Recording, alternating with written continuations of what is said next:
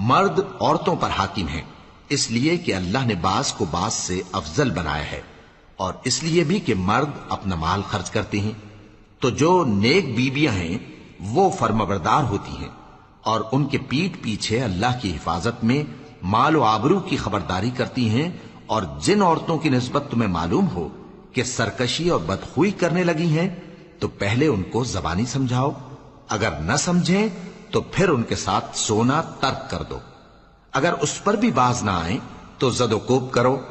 پھر اگر تمہارا کہنا مان لیں تو پھر ان کو ایذا دینے کا کوئی بہانہ مت ڈھونڈو،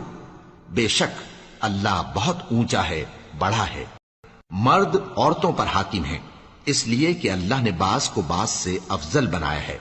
اور اس لیے بھی کہ مرد اپنا مال خرچ کرتے ہیں۔ تو جو نیک بیویاں ہیں وہ فرمانبردار ہوتی ہیں،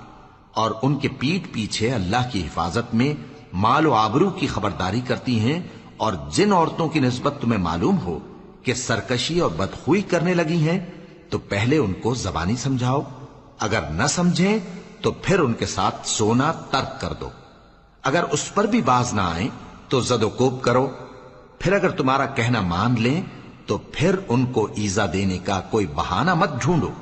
بے شک اللہ بہت اونچا ہے، بڑا ہے۔ مرد عورتوں پر حاکم ہیں اس لیے کہ اللہ نے بعض کو بعض سے افضل بنایا ہے، اور اس لیے بھی کہ مرد اپنا مال خرچ کرتے ہیں۔ تو جو نیک بیویاں ہیں وہ فرمانبردار ہوتی ہیں، اور ان کے پیٹ پیچھے اللہ کی حفاظت میں مال و آبرو کی خبرداری کرتی ہیں، اور جن عورتوں کی نسبت تمہیں معلوم ہو کہ سرکشی اور بدخوئی کرنے لگی ہیں تو پہلے ان کو زبانی سمجھاؤ، اگر نہ سمجھیں تو پھر ان کے ساتھ سونا ترک کر دو۔